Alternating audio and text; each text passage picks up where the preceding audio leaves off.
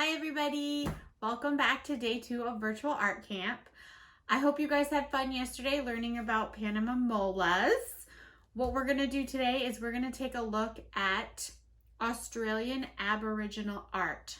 So before we get started, we're going to take a look at what materials you're going to need today, and we're also going to look at some examples of Australian art before we get started, okay?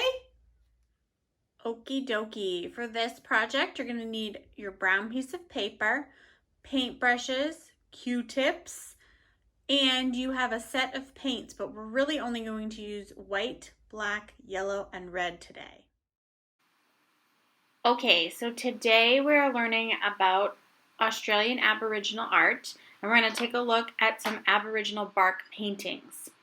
So Aboriginal art starts with an animal drawing, and then the artist would draw as if they could see through the animal with X-ray vision. Colors most often used in Aboriginal art are red, white, black, and yellow. That is because these colored paints could be made out of materials found in nature. You will also notice that Aboriginal art uses a lot of dots.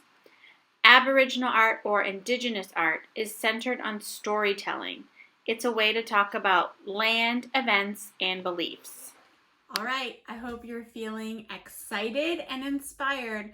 So if you're ready, we're going to get started. Okay, so I think we're ready to get started. So the first thing we're going to do is we're going to take our brown paper. And to make it look like bark, we're going to just rip it a little bit, just the edges. You don't want to make it too small because you want to have enough room to still paint.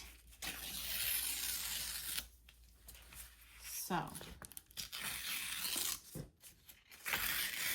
rip it. Whoops.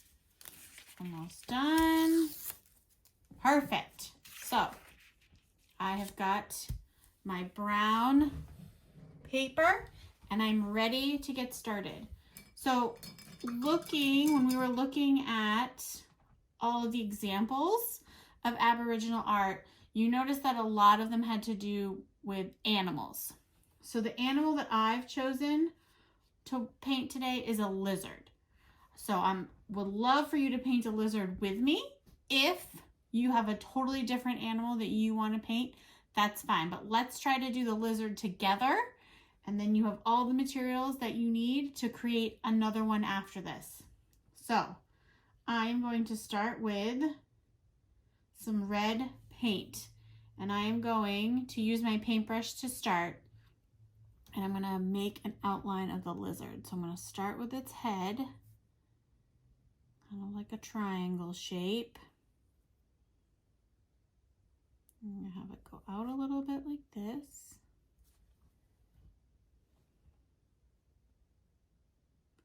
And then I'm going to give it some legs.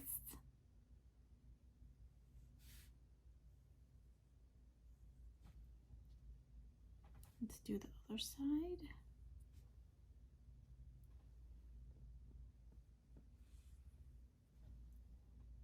Now when you're using the paint, you may need to do just a couple layers of that red, but we can just put the first layer down and then go over it again. All right, now let's do its body.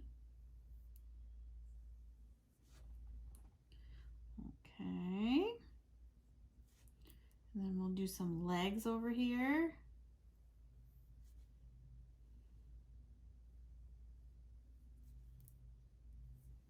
Do the same thing over here.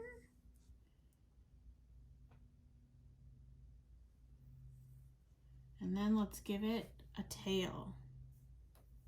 So I'm gonna make my tail pretty loopy. Loop-de-doop-de.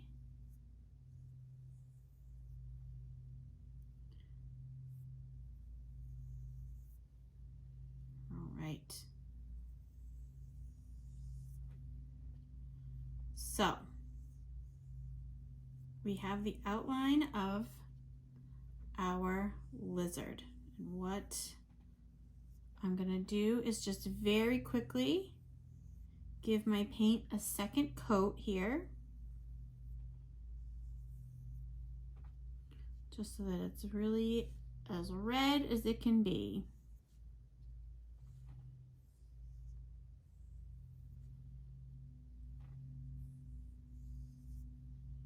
Okay, now when we were looking at some examples of this type of art, you noticed, and we talked about how when artists were working on these, they tried to paint the animal like it had an x-ray. You could see through it. So what I'm gonna do is I'm going to use my Q-tip and my white paint, and I am gonna try to make this lizard look like I can see through to its bones. So we're gonna go back and forth between our Q-tip and our paintbrush. So let's start with the white paint, and we're just gonna do little dots of white all the way down. And this is meant to look like the lizard's spine. So we're gonna go all the way down and through its tail.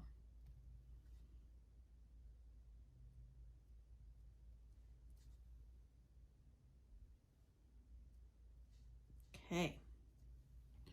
All right. Now I'm also going to do some dots kind of around here. And then I'm going to stop and do it near its belly too.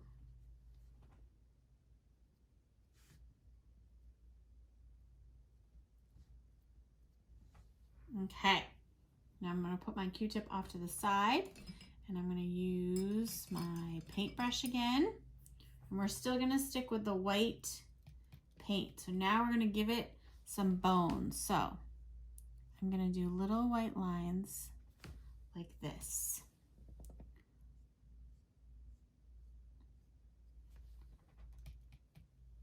And I'm going to go all the way across here, like just like that. Do the same thing over here.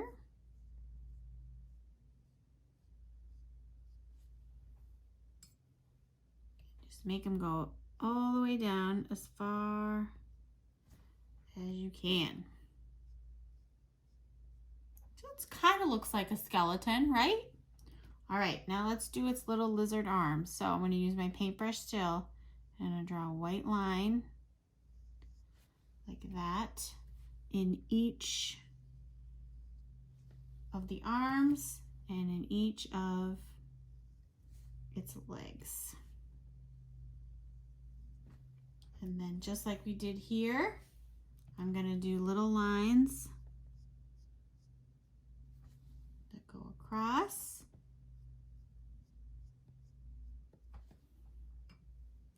And you're going to do that on each of these.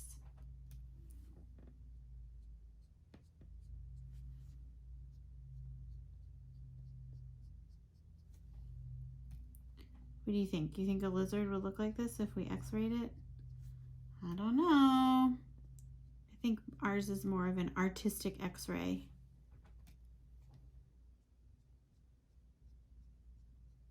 All right. So I've got what I want my lizard to look like from the inside. I am going to use some black. I'm going to use my Q-tip, and I'm going to give it 2 black eyes. All right, I'm going to use my paintbrush again, and I'm going to use some yellow paint, and I'm going to use the yellow for its feet. And all I'm going to do is I'm just going to draw 4 little lines like that, so it looks like it's claws. And we'll do that on its little feet too.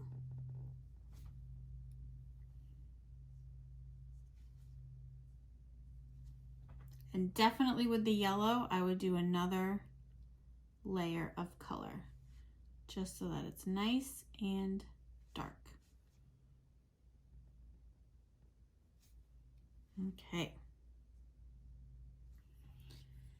And then I'm gonna give my lizard a little manicure and a pedicure. And I'm gonna use the red paint, And I'm just going to do little dots of red on top of each of its little claws here. So it's a fancy lizard. Okay. You could use your Q-tip for that too, if you wanted to. So now I'm going to go back in and I'm going to start to create some patterns and lines. So I'm going to use the black, and what I'm going to do is I'm just going to dot around my lizard. And as soon as your paint starts to get a little bit dry, just give it a little bit more. And just very carefully go around like this.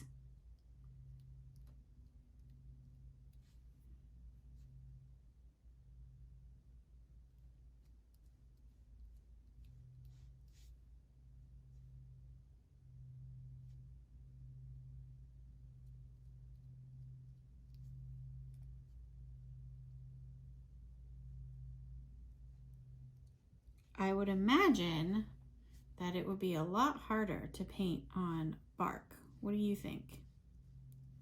But I bet your painting would have some really cool texture to it.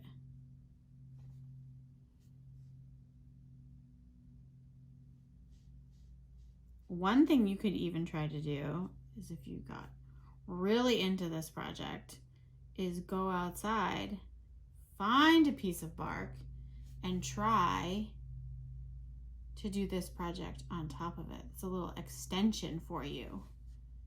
You don't have to use just paper. You could find natural materials outside.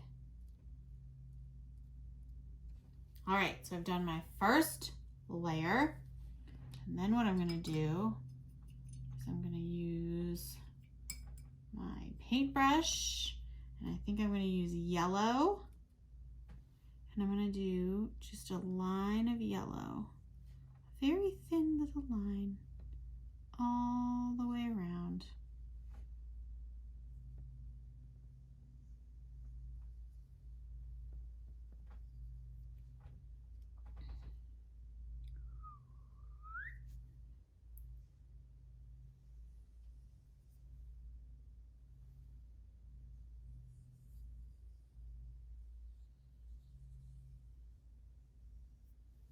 Okay, now I'm going to use my white paint again, and I'm going to do little dots of white all the way around. And as we get further out of the page, the more dots you make and the more lines you make will get smaller and smaller. So I hope that all of you take the time to do this lizard with me, but then also think about an animal that you would like to create. You could do a kangaroo. That would be kind of fun. Those are animals that live in Australia. Could do a shark. Could do really any type of animal. Okay, now I'm going to use my paintbrush again, and I'm going to go back to my red paint, and I'm going to do another line following the white around.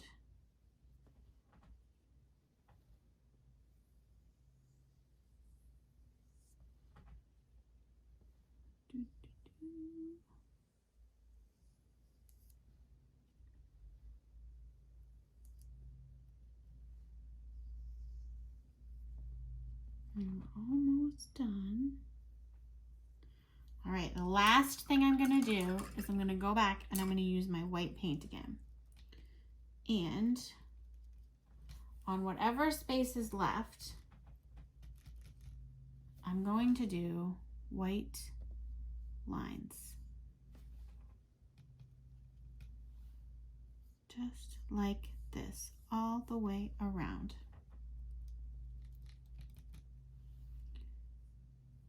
There's so many different types of patterns you could create with just lines and polka dots.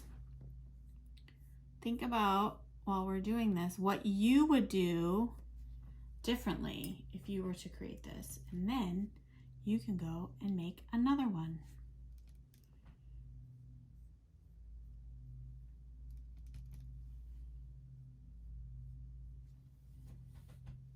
Let's do lines in here too.